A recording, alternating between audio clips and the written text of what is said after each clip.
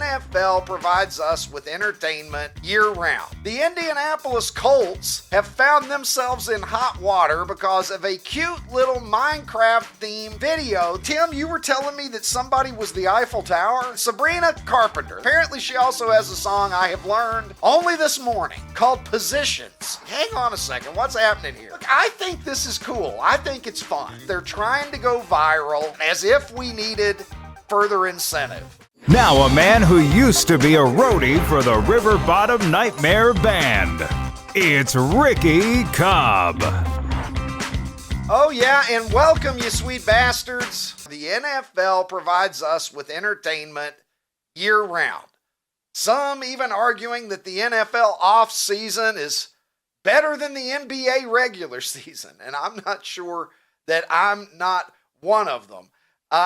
This week, the thing that is capturing everyone's attention is a relatively new tradition of teams on social media releasing their schedule when the schedule drops. And with the NFL 2025 schedule just dropping, we've got some interesting things going on out there and even a little bit of controversy happening because the Indianapolis Colts have found themselves in hot water because of a cute little Minecraft-themed video they posted on social media to announce and promote their schedule. And you can see here a little bit of the clip there. There's the Broncos. The Colts ascend up and knock the Broncos off. But the one that is getting attention is this one.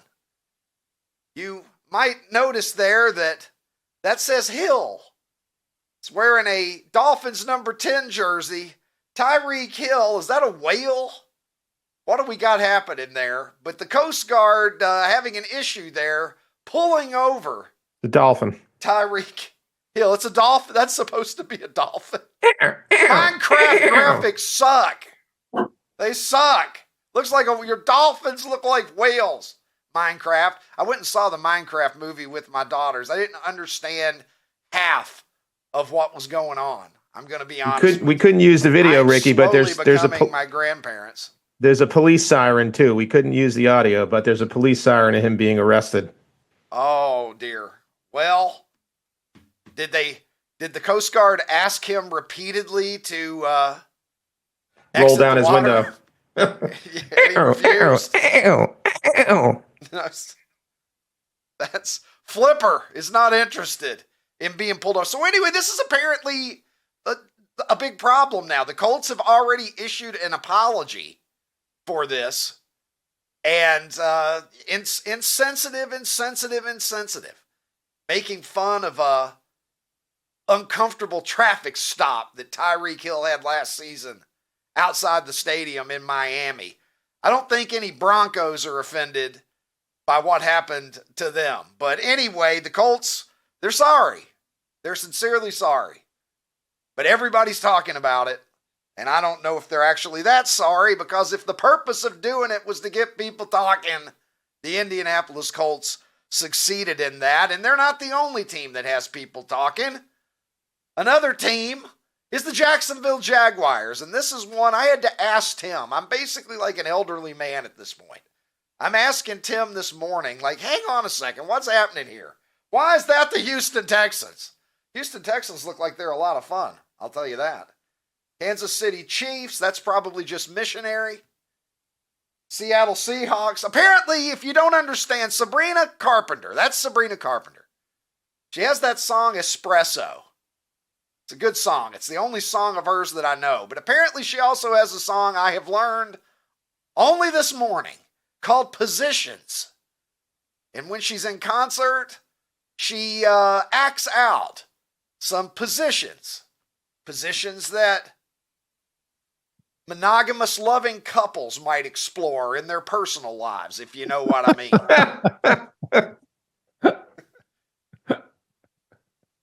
And so every team is explore. A position here.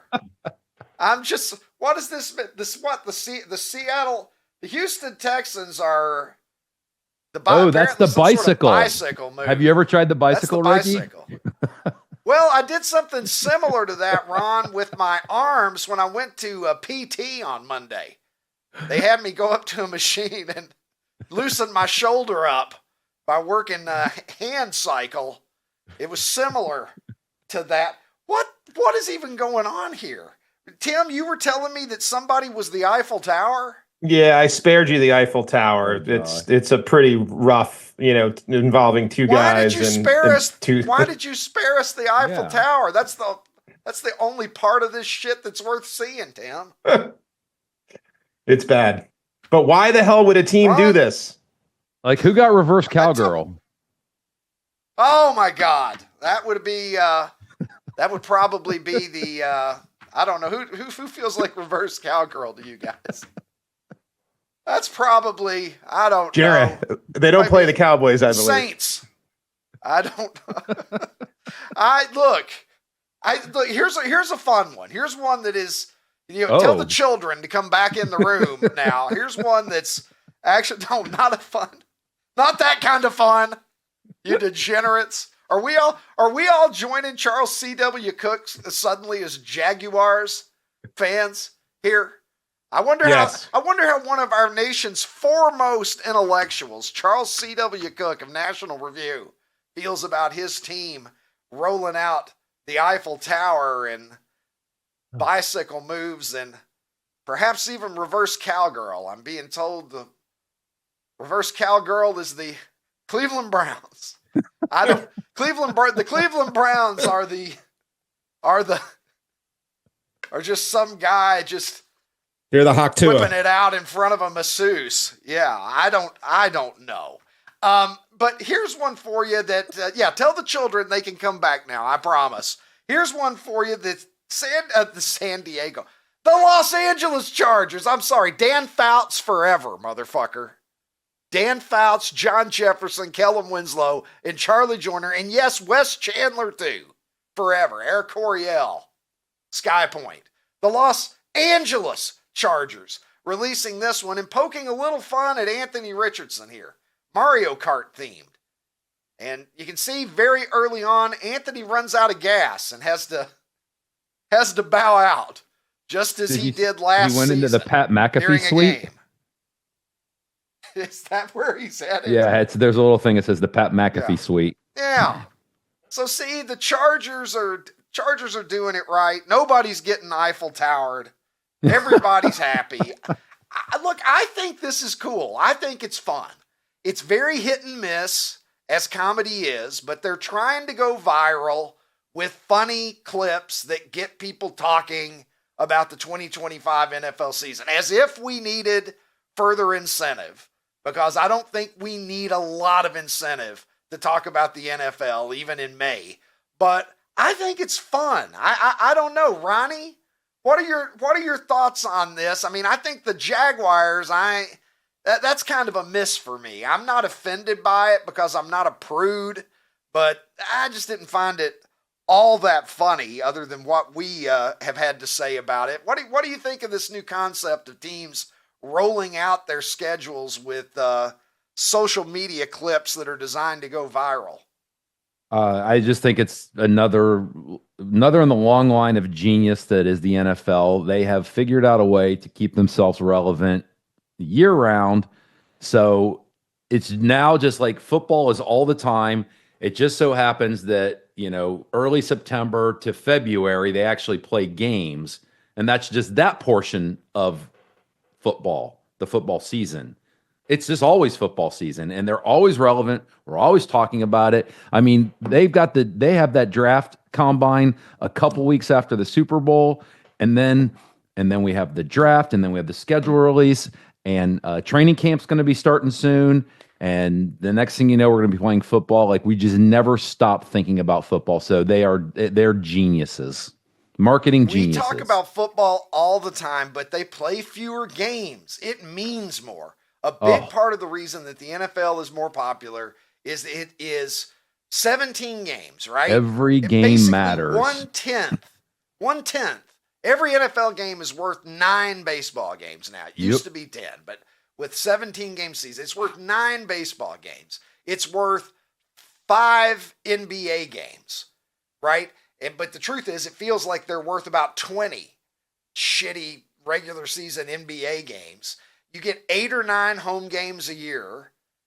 It's an event. I think that we don't get overserved the NFL. It may seem like we do in some respects, right? But the reason that we have such an appetite for all this off-season stuff is because you circle these games on the calendar. That schedule comes out and it's like, all right, who are we playing? You got 17 of them. Which ones are at home?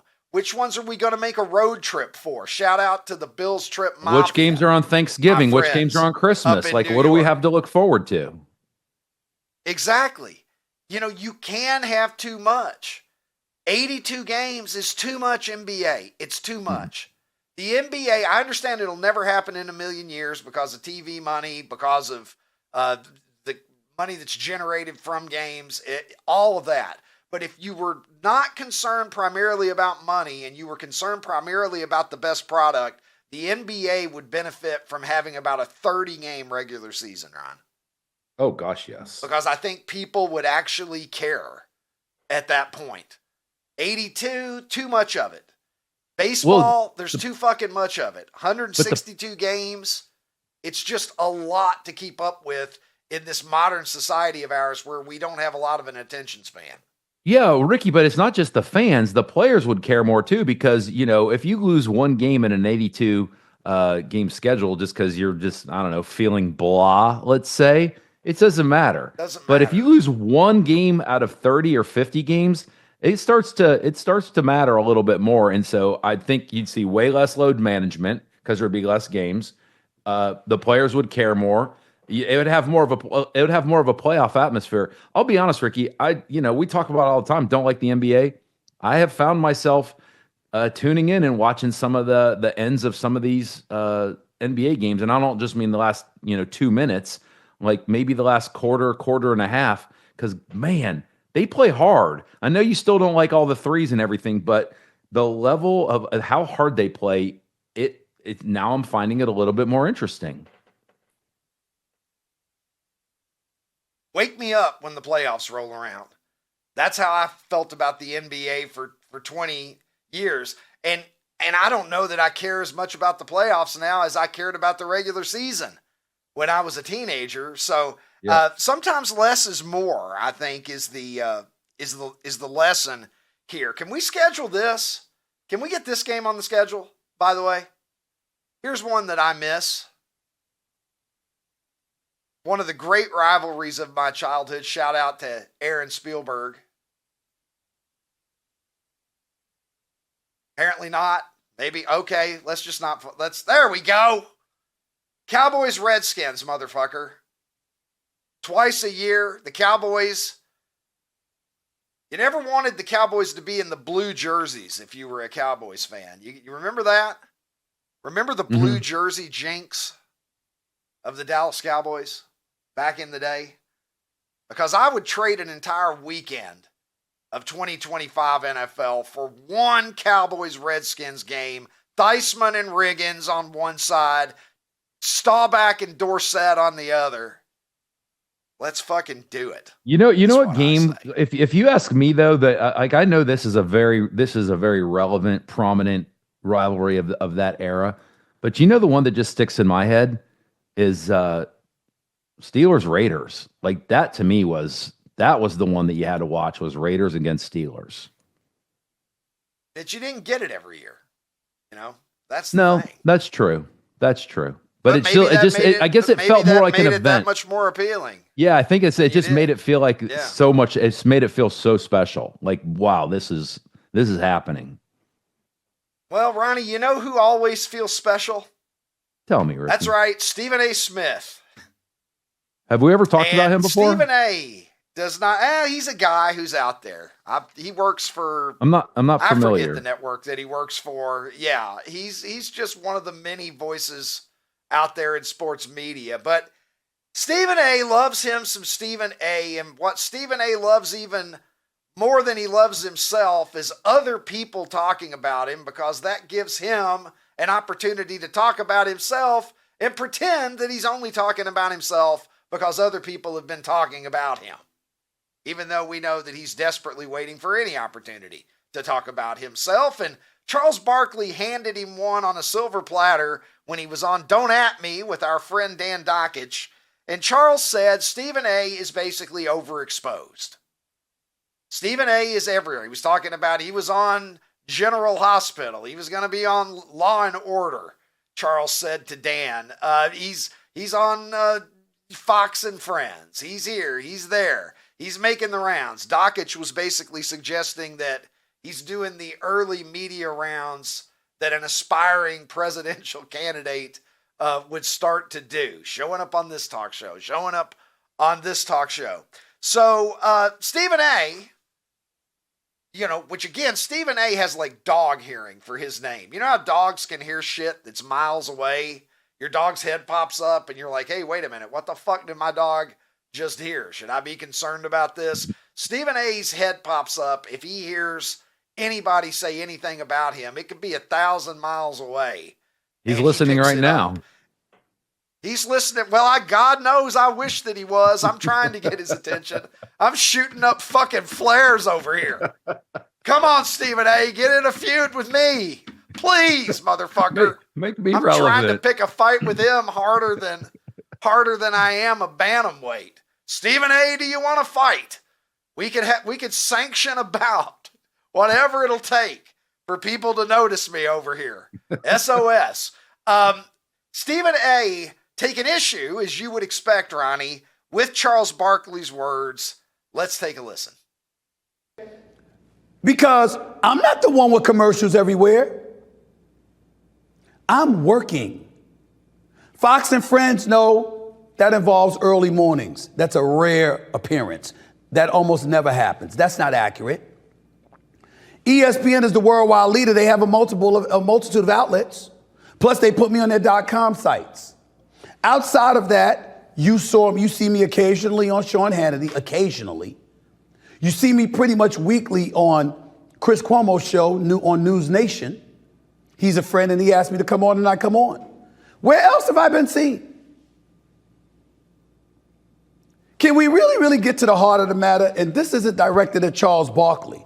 This is directed at all the folks out there. I'm making people very uncomfortable. And I don't give a shit. You can sit there and talk about people not taking me seriously all you want to. We'll see. Because I'm a serious brother. Who are you making uncomfortable, Stephen A.? Who do you suppose that he's referring to when he says that he's making people uncomfortable?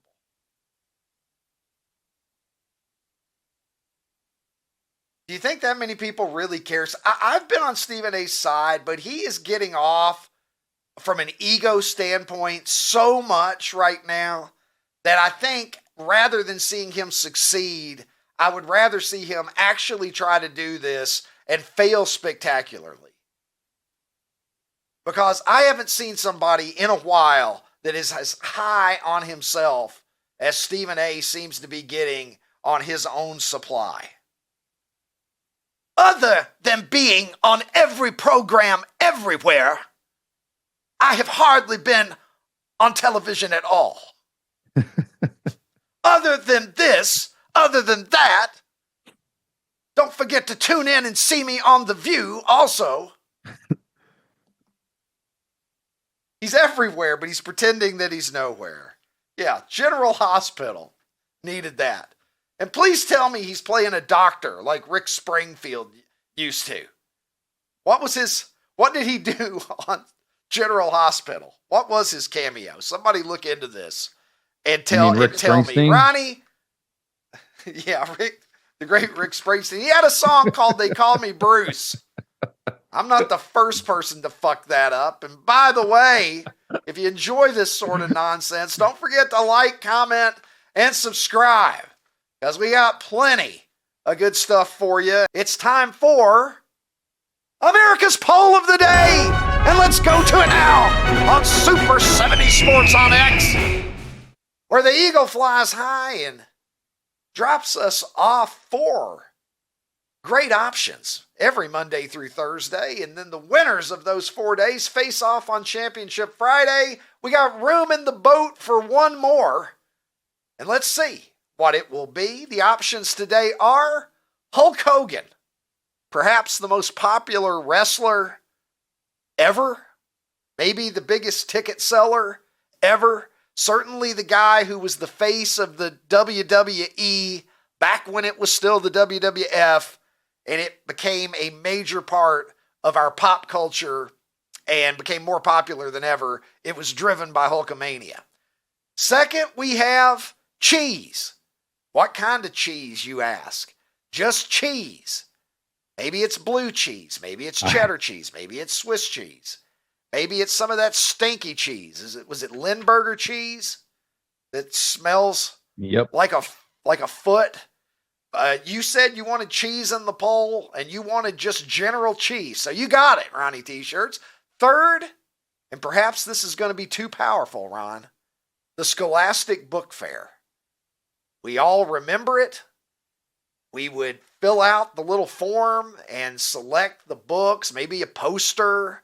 There were other things that you could get, but you would select your books, maybe get a Garfield book, something like that. That was my jam back in the day. And then a few months later, it felt like months, maybe it was weeks.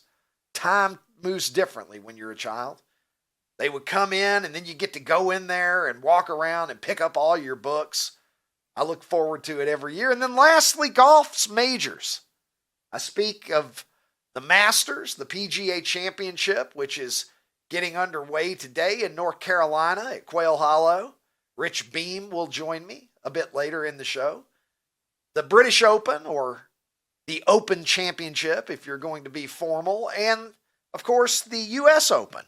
Wow, one of my fondest memories of being a kid is the Scholastic Book Fair. Like, I just remember how excited it was the day you'd get to go in and walk around, and there's the shelves, and you'd have your little form, and you'd pick it out. Oh, and like you said, delivery day, the anticipation of delivery day. Oh, it was so good, Ricky. Golf majors, man, it might be right after college and pro football for me. Like, I thoroughly enjoy golf majors. Must see TV for me, especially Sunday afternoon. Like, I love golf majors. Cheese, being a keto guy, man, cheese plays a big part of my life. Like, I eat a lot of cheese because there's no carbs in it, or very, very little carbs in it. And, there's been studies out there that cheese affects your brain like crack does. And I believe there are certain well, certain that explains cheeses. a lot about this program. I'll tell you that. There are certain You're under cheeses. the influence of something. Now, there's certain cheeses that just hit really, really strong. And I mean, there's very little that adding cheese to that doesn't make it better. What's the PCP of cheeses, Ron? Which one is going to fuck you up like what Denzel gave Ethan Hawke? Yeah, like there's certain cheeses that I like better just from a flavor profile. Like I love port wine cheese. There's a Merlot cheese that I like, which is funny because I don't like wine. But my go-to, rich if you go in my cheeses is what if you go and look in our refrigerator, I get the sharpest cheddar that's available. Like there's a brand out there that's got like Cracker Barrel, motherfucker. No, I grew up on Cracker Barrel. No, I think it's cheese. Cabot has my like grandfather extreme. used to have it. Yeah, I think Cabot has extreme sharp Vermont cheddar. Like, and it just boom, it hits the back of your brain when you take a bite. So I'm going to vote. Look, Tim. I'm going golf majors. I'm going golf majors. You're going to vote for golf majors. All right, I'm going to send out a call for Tim now. Birdman, the Birdman. That was look there. Oh, there it is. He's here. I can't get it going. That was a quail that I was doing. Tim, how was I can't get it. I can't get it going. Haven't practiced. Well, just stay at it. One day you'll be as good as I am, Tim. Hey, shout out to Ed B. Golf and memes, who did this little background I just grabbed. Sweet. Look at Rory holding a platter of cheese. Yeah, platter of cheese. I don't remember American. I don't remember the book fair sign though. You're right. You had the form, and then you had to go pick them all up like 2 weeks later. right? They would set them out in our lunchroom / gym at Caverna. Yeah, they were on School. shelves. They had shelves with wheels on the bottom, right? And they kind of closed up, and they'd bring them in, and so they'd go from school to school to school. But you had to pre-order though. Mobile shelves. Didn't you have to pre-order? I felt like you had to pre-order. No, you peruse the portable shelves and pick them out that way. I think I was a Catholic school, so I think we might have had a pre-order. I don't know. Could you get a Bible at yours? Plenty of those. But good work from Ed Golf and Memes here. Outstanding work. Do you do a Hulk Hogan, Tim? Because this would be the great opportunity to break it out. What do you suppose Hulk Hogan would be saying there as he Well, you know, Mean Gene, I got all these Hulkamaniacs watching this hairy bastard on my screen. I can't understand what he's doing with this show, but I got to tell you, brother, say your prayers, take your vitamins, and listen, man, honestly, I think this is where pre-taping the show, brother, would really help. And we can get all these little Hulkamaniacs running wild. No, big time. Yeah. Well, you know something, brother. Too, either on when we pre-tape. There's nothing I like better than a Far Side book by Gary Larson, man. You know, Garfield was my first one. I would get like 2 or 3 Garfield books. You remember those? Gifford too. Gifford. Yep. Yeah. I'm just saying, it was good stuff. Tim, which way are you voting today? Ronnie is going to go with the 4 golf majors. What are you doing, Ricky? So, Ricky, real quick, though, Macho Man was just an impersonation of Hulk, though, right? Snapping to a Slim Jim, whatever you say, brother, right? I mean, that was all just was that a cheaper version of Hulk? No. Randy Savage was an American original. Okay. You apologize to the Macho Man, Randy Savage, who I believe is a more talented performer. Yeah, he probably was. You have a great tweet out there, too, about Macho Man on the phone calling Hulk Hogan to tell him he's still an asshole. Listen, this was a hard one. True. Yeah, this is a hard one, and I will admit I'm a little disappointed. I've seen the results. I'm going to call a little bit of bullshit for various reasons. But look, golf majors, sure. There's a reason why there's 4 of them, and maybe there's the 5th, right? There's the so-called 5th major. Scholastic Book Fair, I could say for the first time in me doing this silly show and knowing your crazy ass, you have evoked a memory that literally I have never thought of since 7th or 8th grade. Like Scholastic Book Fair has never once crossed my mind ever. So major, like I think that's your talent amongst many, Ricky. Motorboating and bicycling and everything else. Motorboating. that you like to do. Cheese is a little too broad. I'm on the Mount Rushmore of motorboaters. Everybody knows it. But seriously, like Scholastic Book Fair, like buried way back in, I don't know, is it the medulla? Where's your long-term memory, Ricky? Do you remember in your brain? No, I don't mean to put you on the spot here. Not a fucking clue. Like Ron likes to do. Somewhere in our head, yeah. But it's incredible. Pepper me with trivia questions today. Let me try to answer. When was the Battle of Hastings, Ricky? Questions today. When was the Battle of Hastings, Ricky? But it's incredible. Tell you this, the War of 1812. I know the answer to that one. I know who's buried in Grant's tomb. Also, but Horace Grant. Major connection point, right? Like Scholastic Book Fair, just 4 words can absolutely. I can emote and I could think. I feel like it was always warmer weather when we got them. Like, man, I could give you literally 60 or 80 descriptive phrases. So that's the beauty of Super 70s.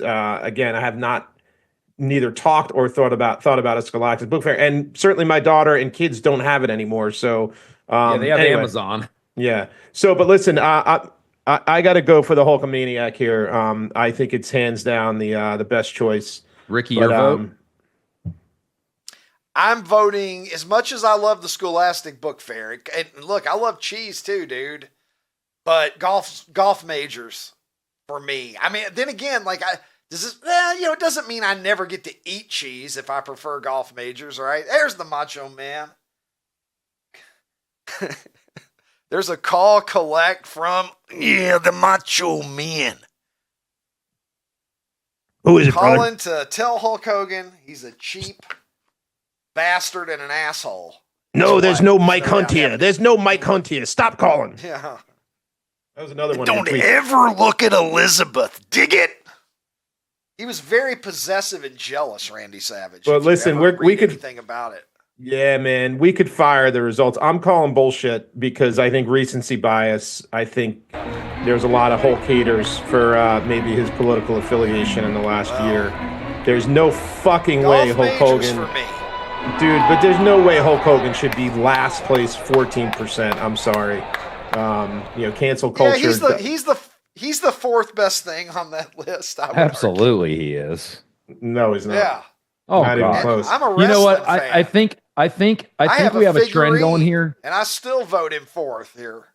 Yeah, I think we have a trend here. I think we should do our tournament just like we did last time with the winners on every Friday, but then we should have a Tim's tournament because Tim, he wants the 4th of July. Hulk Hogan. Tim's sorry ass consolation tournament. Listen, I would agree with you, but I think this is totally political. There's no way Hulk Hogan defined a generation. He's still relevant 40 years later. 14%. Yeah, I'm not buying.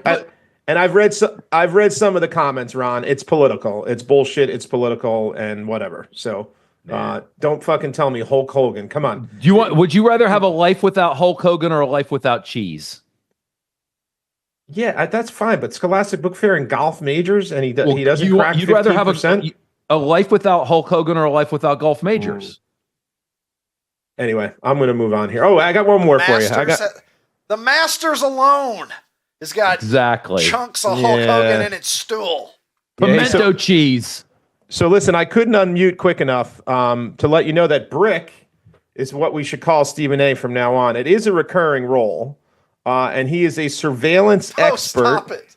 His name is Brick. I'm being serious. Yes. On General Hospital? Yes. My God. So I thought I was unmuted. Are you fucking kidding me? I thought I was unmuted. I knew it was a recurring role. I had read that. I remembered that part. Oh, my God. But he is a surveillance expert for the mob. Can't make this shit up in Port Charles. And he's had the role like 6 or 8 times. I'm going to make the thumbnail face. Yeah.